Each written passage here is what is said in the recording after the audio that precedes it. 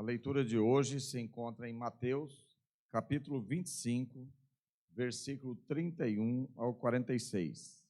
No Novo Testamento, Mateus, capítulo 25, versículo 31 ao 46. Vamos falar sobre o juízo final. Jesus terminou dizendo: quando o Filho do Homem vier como Rei, com todos os anjos, ele se sentará no seu trono real. Todos os povos da terra se reunirão diante dele, e ele separará as pessoas uma das outras, assim como o pastor separa as ovelhas das cabras.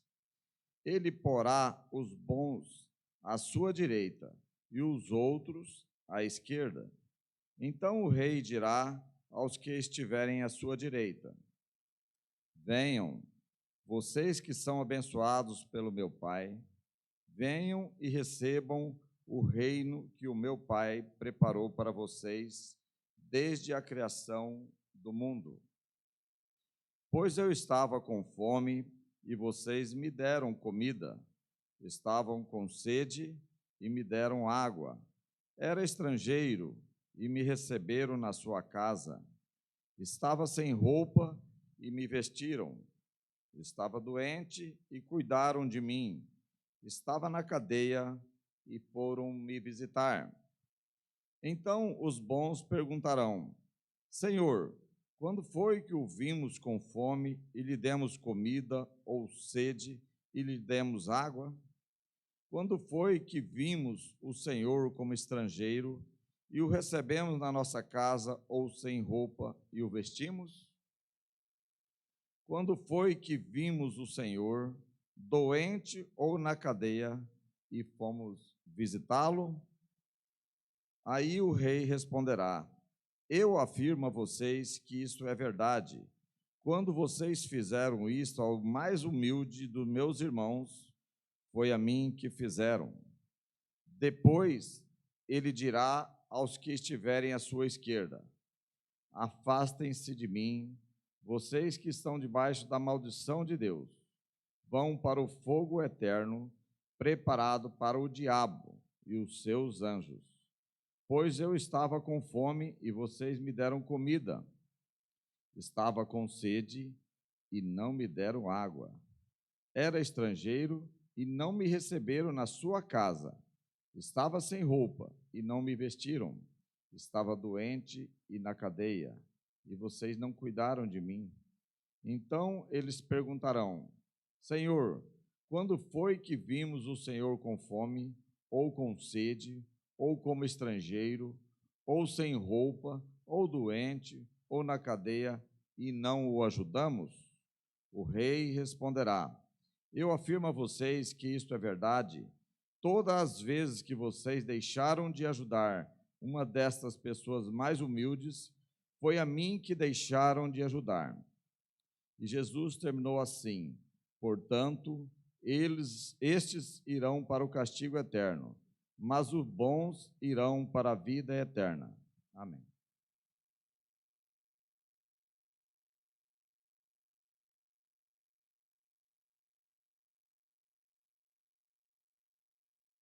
Bom dia, irmãos. A paz. É um grande prazer estar aqui com vocês essa manhã. E essa passagem que foi lida, quando me foi dada, eu fiquei feliz, porque tenho um apreço por essa passagem da Escritura. Estive uns dias fora, no acampamento Monte das Oliveiras. Vocês que já foram lá, é um lugar de muita natureza. E tive uma semana em que tinha muito tempo para falar com Deus e convidar Deus para entrar no meu coração e tratar do meu coração. Deus quer fazer cirurgia nos nossos corações, mas às vezes a gente não para Ele agir, e estar no meio da natureza de Deus ajuda muito nesse processo. No capítulo 23 de Mateus, Jesus começa a condenar a hipocrisia dos fariseus e dos mestres da lei. E, inclusive, talvez uma das piores coisas que pode existir nesse mundo, e existe muita coisa ruim, é a hipocrisia religiosa, é parecer ser espiritual por fora e ser podre por dentro. Mas Jesus está advertindo os escribas e fariseus sobre isso. No capítulo 24, nós temos Jesus falando sobre a destruição do templo, mas também falando sobre a sua vinda, né, nas nuvens, e que ele vai reunir os seus eleitos dos quatro cantos do mundo. E chegamos no capítulo 25 e temos a parábola das 10 virgens, que fala sobre estar preparado para a chegada do noivo, que é Jesus, porque ninguém sabe a hora que isso vai acontecer. E tinha as virgens que tinham óleo a mais e tinha aquelas imprudentes que não tinham. E ainda no capítulo 25, a parábola dos talentos, em que mostra um homem distribuindo os seus bens para os seus servos utilizarem e multiplicarem. E é Jesus falando sobre as coisas que Ele tem nos dado e como Ele está nos chamando para fazer essas coisas renderem no seu reino, ganharem no seu reino, multiplicar no seu reino. E aí, nesse contexto de assuntos de cuidado e preparo com o final dos tempos, aí nós temos um vislumbre do juízo final, o julgamento das nações, a partir do versículo 31. Quando o Filho do Homem vier em sua glória com todos os seus anjos, assentar-se-á em seu trono na glória celestial. Todas as nações serão reunidas diante dele, e ele separará umas das outras, como o pastor separa as ovelhas dos bodes, e colocará as ovelhas à sua direita e os bodes à sua esquerda. Uma coisa importante notar neste cenário é que tem ovelhas e bodes. Todas as nações reunidas, mas só tem duas separações aqui. Porque, na verdade, só tem dois destinos. Dois destinos eternos. Não tem uma terceira, uma quarta, uma quinta opção. Tem gente que criou a ideia de purgatório, querendo dar uma chance às pessoas que estão na pós-vida. Existe gente que vem com a ideia de reencarnação, que você vem e vai, milhares e milhares de vezes. E existem igrejas que não ensinam que o inferno existe, vão dizer que o inferno não existe. E a realidade é que o inferno existe. Existe. E Jesus está vindo para julgar, está vindo para sentar no seu trono diante das nações. E ele está vindo, ele vem, ele volta para fazer um julgamento que é colocado aqui. Um julgamento com um critério só. Às vezes nós olhamos para passagens bíblicas como se elas contivessem tudo que Deus ensina sobre um determinado assunto. E mesmo que existe verdade nos versículos da palavra de Deus, nenhum versículo encerra todo o assunto de Deus sobre um dado assunto. Se você ler Marcos capítulo 16, versículo 16, quem crê e for batizado será salvo. Então, crer é importante e se batizar é importante. Mas, e confessar que Jesus é o Senhor? E se arrepender dos seus pecados? E viver uma vida de fidelidade? Então, mesmo que a verdade está lá, isolar versículos na Bíblia é um negócio perigoso. E nós não estamos vendo aqui em Mateus 25 o cenário total e completo do juízo final. Porque aqui nem sequer fala sobre o sangue de Jesus. Aqui não há menção necessariamente de misericórdia, de graça, de perdão. Aqui, o critério do juízo apresentado aqui é único. Então, é a história toda? Não. Mas o que é apresentado aqui é importante? É muito. É muito.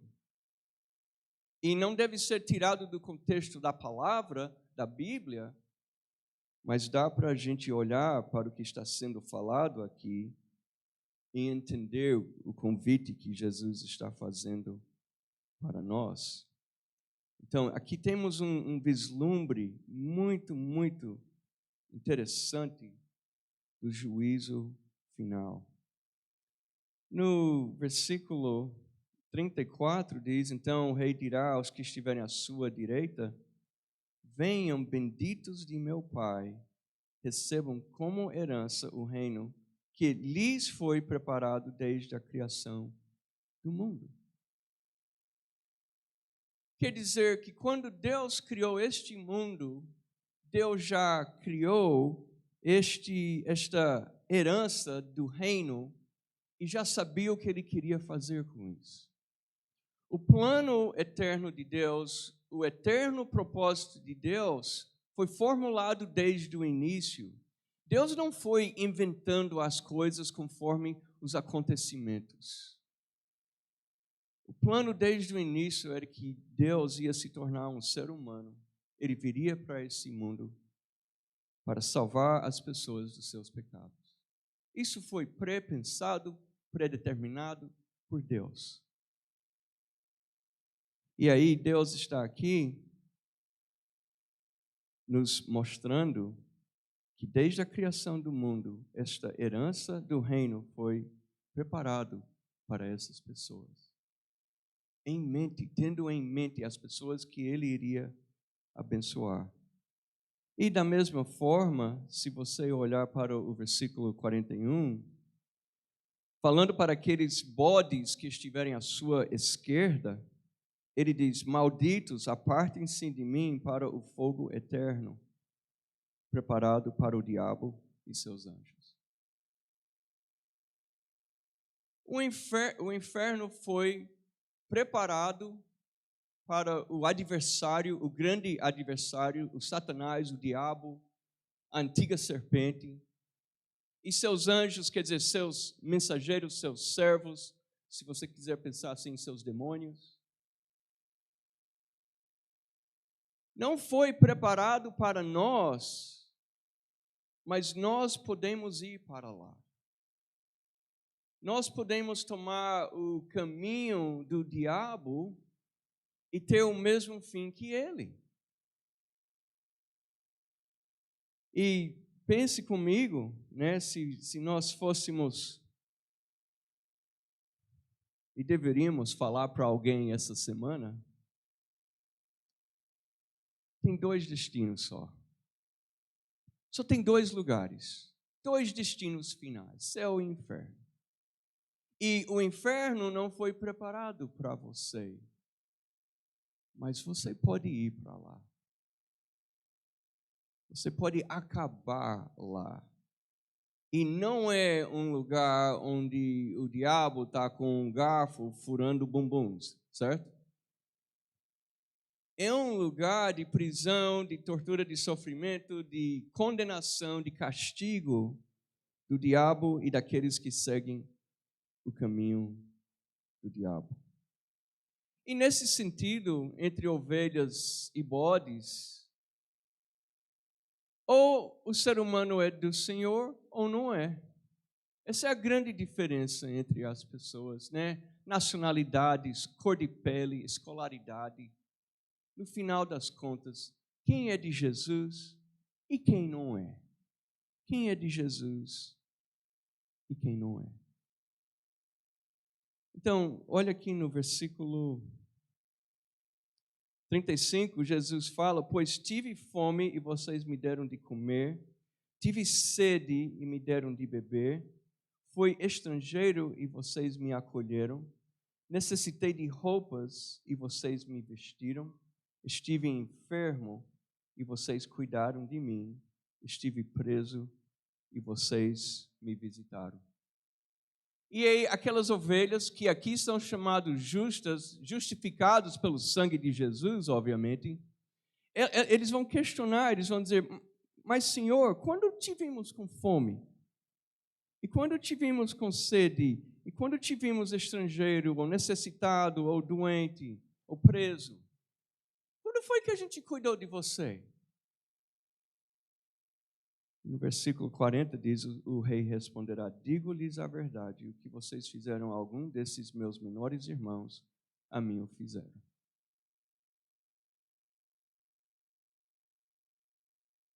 Então, parece que tem um elemento de surpresa lá no juízo final, nesse contexto aqui. Para nós não precisa ser, porque Jesus está nos deixando ver isso aqui. E a ideia é, ok, Cristo está dizendo, assim, mesmo que juízo final suscita temor e medo, mas essa é a parte fantástica, é que Jesus está dizendo: você pode fazer coisas por mim neste mundo, você pode saciar a minha fome ou a minha sede, você pode cuidar de mim quando eu estou doente, você pode me visitar na prisão, você pode me acolher se eu não tenho um lugar para ficar. Jesus está dizendo: a mim, você pode fazer isso por mim. Cristo está nos dando uma oportunidade incrível aqui, de fato, de tocar nele, de cuidar dele, de ajudar ele, de sanar uma necessidade, de cuidar de um problema. O próprio Jesus. O Jesus que já nos serviu e ainda continua servindo, o Jesus que rendeu sua vida por completo para nós, Jesus que estava disposto a obedecer o Pai ao ponto de nos salvar e de dar a sua vida de uma forma cruel na cruz. E nós temos a oportunidade de fazer algo por Cristo aqui. Comida, água, suco se você quiser. Um lugar para ficar. Roupa, remédio, visita a um médico, uma visita a alguém que esteja preso.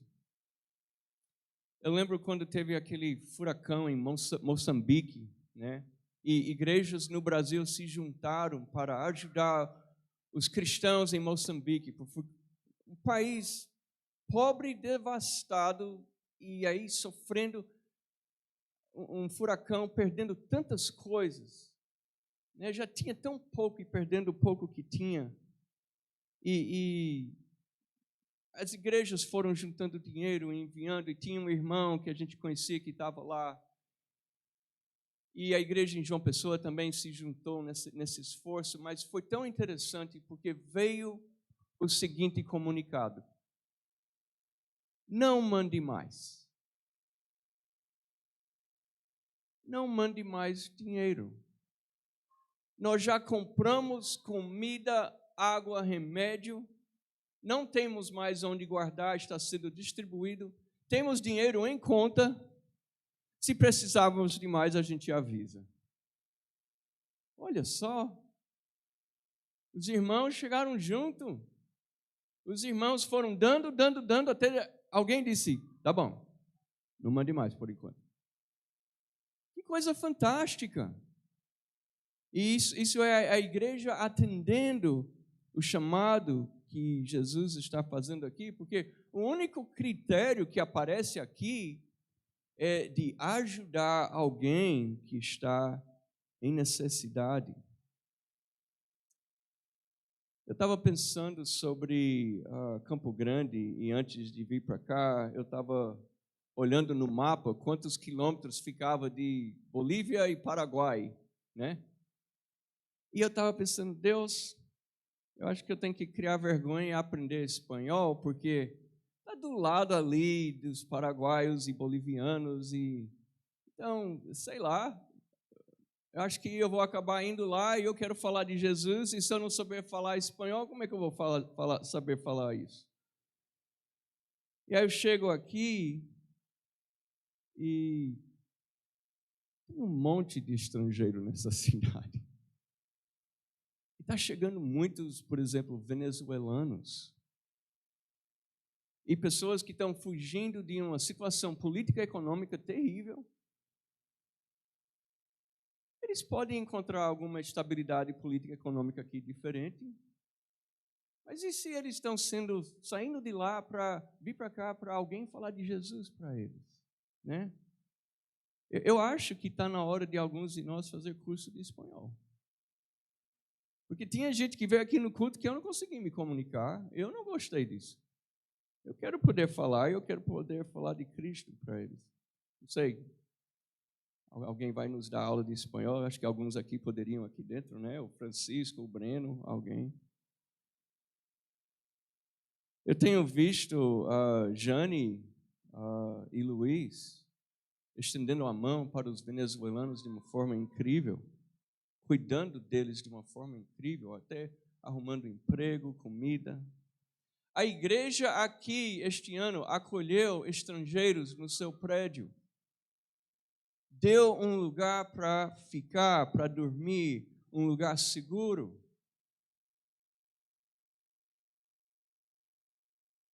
E quem sabe que ao fazer essas coisas, não foi feito para Jesus. Eu lembro de Flávio trazendo um homem da rua para cá, para tomar um banho, para ajudar com comida, roupa. Ele assistiu a alguns cultos. E aí, fazer aquilo para aquele homem foi a mesma coisa que fazer para Jesus? Eu não sei, mas o que eu sei é, nós fizemos a escolha de seguir Jesus Cristo. Uma vez que você faz essa escolha, tem algumas outras coisas que você não tem escolha mais. Você abre mão da sua escolha. Por exemplo, perdoar. Todo mundo sabe lá na oração chamada Pai Nosso, Mateus capítulo 6, que conforme perdoamos, seremos perdoados. Se não perdoarmos as pessoas as suas ofensas, tampouco Deus vai nos perdoar. É uma condição, irmãos. Não é uma opção, não é uma ideia boa, é uma condição de ser perdoado. Agora, eu já encontrei inúmeros cristãos dos dois lados do continente aqui das Américas que diziam para mim, eu ainda não perdoei, eu preciso perdoar, eu não sei se eu consigo. A pessoa está dizendo, eu não fiz, não sei se vou fazer, e Deus está dizendo, então o que eu vou fazer por você? E lembra, qualquer coisa, qualquer mal que alguém tenha feito a você, eu já fiz pior para Deus. E todos os meus erros ofendem Deus, mas só alguns seus é que vão me ofender. A nossa dívida com Deus é maior, por isso que não faz sentido guardar ressentimento. Nós não temos escolha de perdoar. Você escolheu Jesus, então perdão tem que ser aprendido, praticado, aplicado. E pensando sobre Mateus capítulo 25, que estamos vendo aqui, outra opção que nós não temos é de cuidar de pessoas. É fazer boas obras para que o nome de Deus seja glorificado e para ajudar e abençoar vidas. Olha comigo em Gálatas, capítulo 6.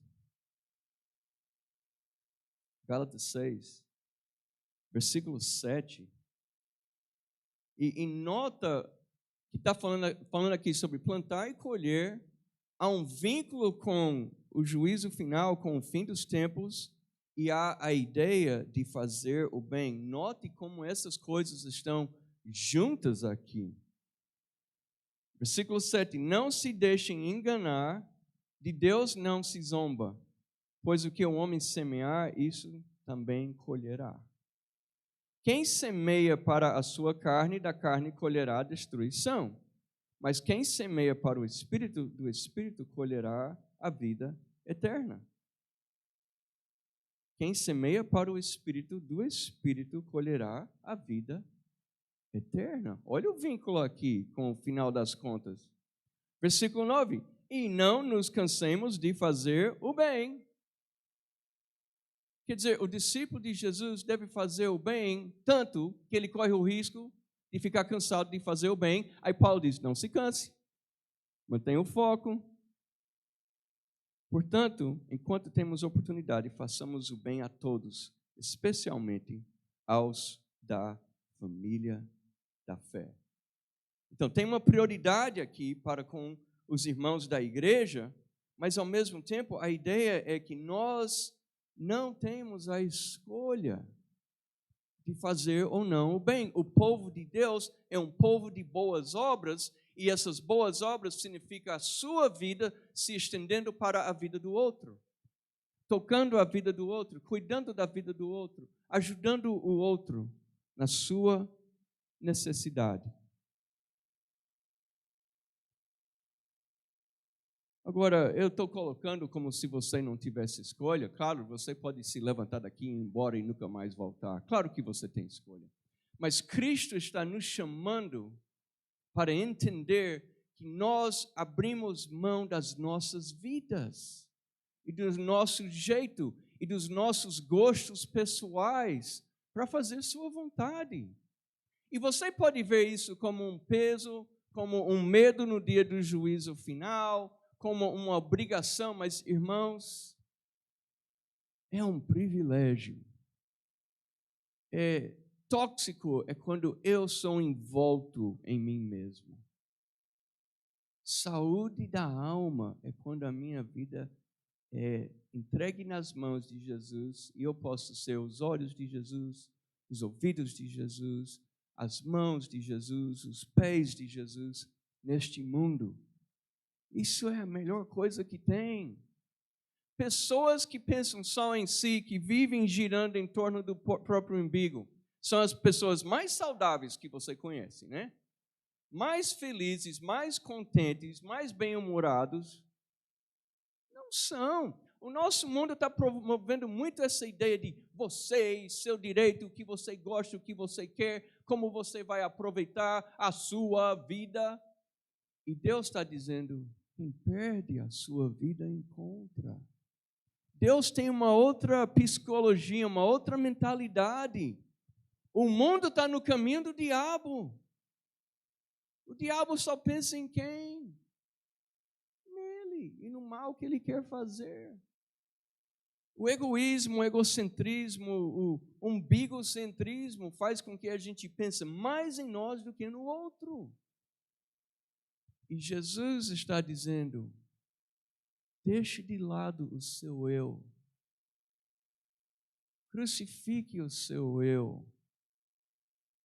E estenda a mão para uma pessoa que esteja precisando da sua ajuda. Faça isso, porque nesse contexto aqui, Jesus está dizendo, é isso que mais importa.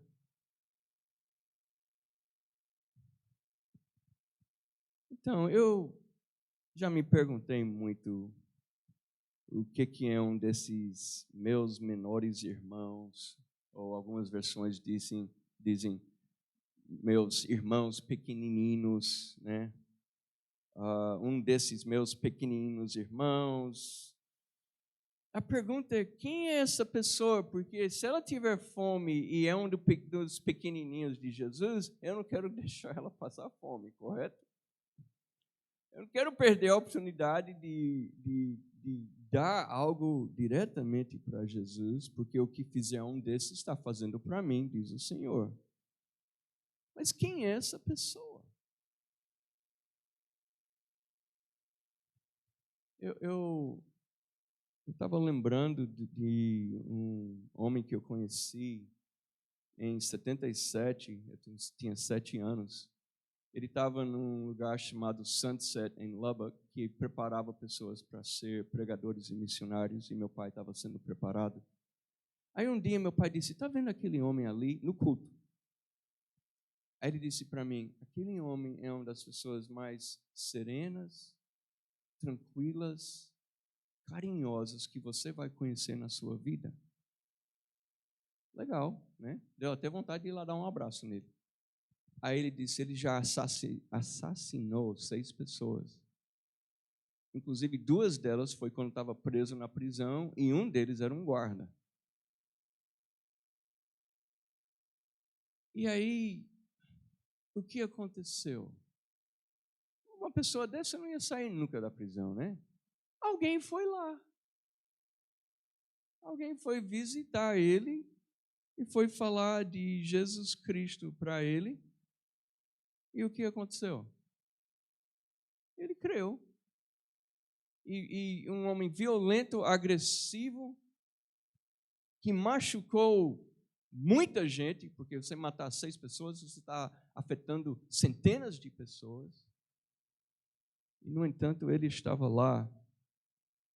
Eu estava pensando sobre Atos 18, e é muito interessante o que é falado aqui,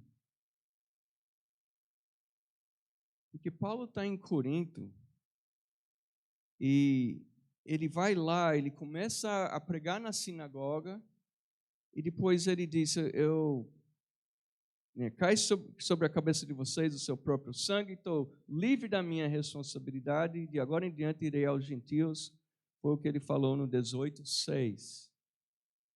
E aí, versículo 9, certa noite o Senhor falou a Paulo em visão, não tenha medo, continue falando e não fique calado, pois estou com você e ninguém vai lhe fazer mal ou feri-lo, porque tenho muita gente nessa cidade. Aí eu estou pensando com meus botões, ok, Deus diz eu tenho muita gente nessa cidade, Paulo está lá para evangelizar os judeus, mas eles não querem ouvir, então ele vai para os gentios. Então Deus está dizendo, Paulo, continue falando de Cristo para os gentios, porque tem gente minha aqui. Eu penso, ok, gente minha, aí eu pensei, mas minha é quando se converte, né? Agora é que é de Jesus. Tem pessoas que Deus sabe que se for falado de Cristo, se o evangelho chegar naquela pessoa, ela vai aceitar, ela vai crer. Ele já sabe e já considera a pessoa como dele. Então, quem são os pequeninos? Talvez é um assassino que você vai visitar na prisão, porque a minha tendência, quando eu penso sobre visitar alguém em prisão, é pensar, vou visitar alguém que está na prisão porque foi perseguido. Ou vou visitar alguém que está na prisão porque sofreu uma injustiça, foi condenado injustamente e apareceu lá. Mas talvez Deus tenha pessoas dele lá e que se o evangelho chegar, a semente do evangelho vai brotar.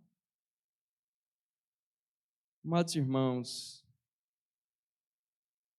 a recomendação é a seguinte: não fique preocupado quem é um dos pequenininhos de Jesus. Lá em 1 Coríntios 12 fala sobre irmãos fracos, menos honrosos ou não decorosos, falando sobre o corpo, e que devemos dar mais honra para aquele que aparentemente tem menos honra. Mas no corpo de Cristo não é assim, é a aparência, né? Quem se sobressai mais, às vezes, é aqui na frente do que quem varre o chão. Mas não se preocupe com isso. O que Cristo está nos chamando para fazer, em Mateus capítulo 25, Ele está nos chamando a... Você está vendo alguém que está com fome? Então dê comida. E alguém está com sede, então prepara um suco. E se tem um estrangeiro passando perto de você, na sua cidade, o que essa pessoa precisa? Provavelmente de 1 milhão de coisas, né? E se uma pessoa está sem roupa, ficar sem roupa em João Pessoa é uma coisa. Porque ficar sem roupa na cidade de vocês é terrível. Aqui, um dia faz calor, no outro dia parece que vem o Ártico para cá. Tem pessoas que precisam de roupa, porque senão vão passar frio e podem até morrer de frio.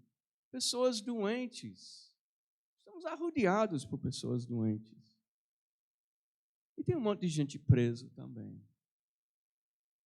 Então, o que Jesus está dizendo para nós? Faz para todo mundo que você puder. Não se canse. Vai fazendo bem, vai fazendo bem. Existe um limite, né? Do seu bolso, existe o seu limite de espaço físico, mas vai fazendo, vai fazendo, vai fazendo, vai fazendo. Algum desse é como se você estivesse fazendo para ele. Você sabe quem é? Né? Anjos provavelmente já visitaram pessoas aqui, não sabíamos quem era, vamos saber quando é o próprio Jesus. Ele dizendo que fizeste um desses pequenos, fizeste a mim. Você sabe? Não sabe. O ponto não é você saber. O ponto é você fazer como Cristo quer que faça para a necessidade que vier para você, ou que você for atrás para entender. Vai atrás, descubra uma necessidade e cuida dessa necessidade. E nesse movimento, o que vai acontecer? O próprio Cristo será ajudado, será alimentado, será saciado a sua sede. Então, mesmo que é uma passagem sobre o juízo final, é simplesmente incrível a oportunidade que Deus está nos dando. Não temos escolha, mas por que a gente escolheria outra coisa? Irmãos, está na hora de a gente parar de viver em torno de nós mesmos e dos nossos gostos, das nossas pequenas, miseráveis vidas, e de olhar ao nosso redor e de aproveitar as oportunidades incríveis e fantásticas de vida que Deus tem colocado na nossa frente. Orem comigo, por favor. Pai amado, agradecemos por essa passagem da Bíblia e agradecemos a oportunidade de fazer coisas por pessoas e de, em algum momento, tocar diretamente no Senhor. Isso é um privilégio, Pai. É uma oportunidade incrível. Então, Senhor, nos ajuda a abrir os olhos. Ajuda-nos, Pai, a perceber as pessoas e o que elas estão precisando. E também, Senhor, a gente sabe que tem gente que talvez não esteja passando fome e esteja vestido, mas pode ter outras grandes necessidades. Queremos, Pai, ser a luz de Cristo neste mundo, fazer boas obras que vão glorificar o Seu nome. E, Pai, nós entendemos que isso significa tocar a vida do outro. Então, nos usa, Senhor, e que possamos nos animar uns aos outros para não cansar de fazer o bem. E que possamos ser conhecidos por fazer o bem às pessoas, por ajudar as pessoas, por abençoar vidas das pessoas que estão ou ao nosso redor ou que estejam do outro lado do mundo. Que o Senhor nos use, Pai, por favor, nos use. Nos use. Nos use. Em nome de Jesus. Amém.